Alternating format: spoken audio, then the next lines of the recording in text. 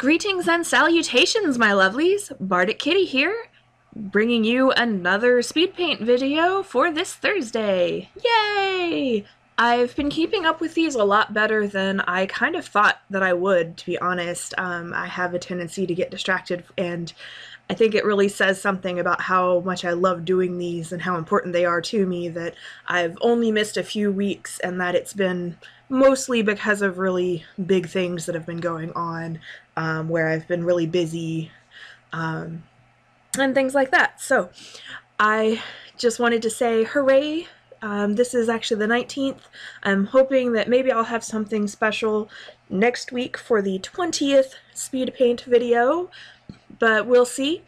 I'd love to do like a Q&A or something like that, but I don't know, maybe I'll post on Facebook and see if anybody has any questions or suggestions for things that they'd like to see.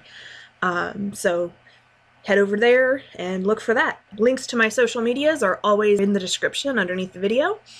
I do want to say that yes, this piece is a little smaller, or not smaller, it's a 5x7 like a lot of the other ones that I've done, but it probably seems a lot simpler than what I normally do, but this is actually very different from what I normally do, and I hope you can see that as well.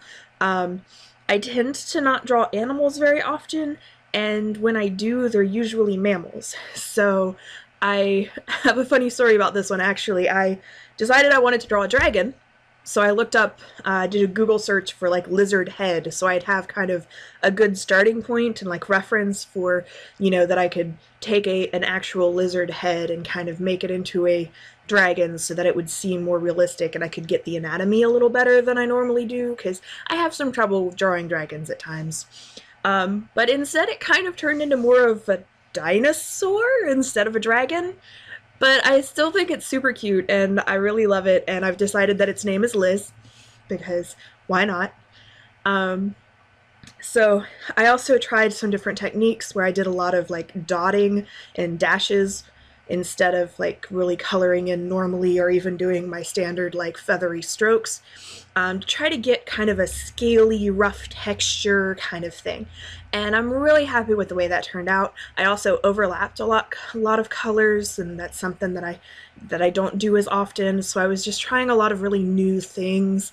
So despite the fact that yes, it's a pretty simple drawing, I did a lot with it that is different from what I normally do, and that really kind of made me think and explore more than just a standard piece. So it was still very fun and still a bit of a challenge despite that.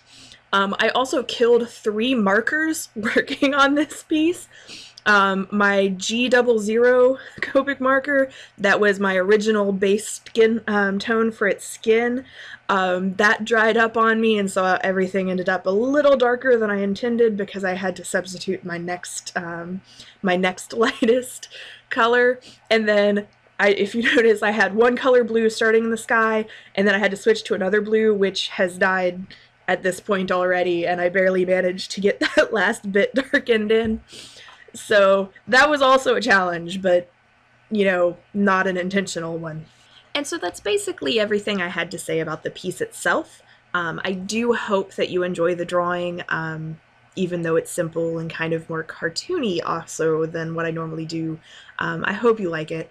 Don't forget to comment, like, share, whatever.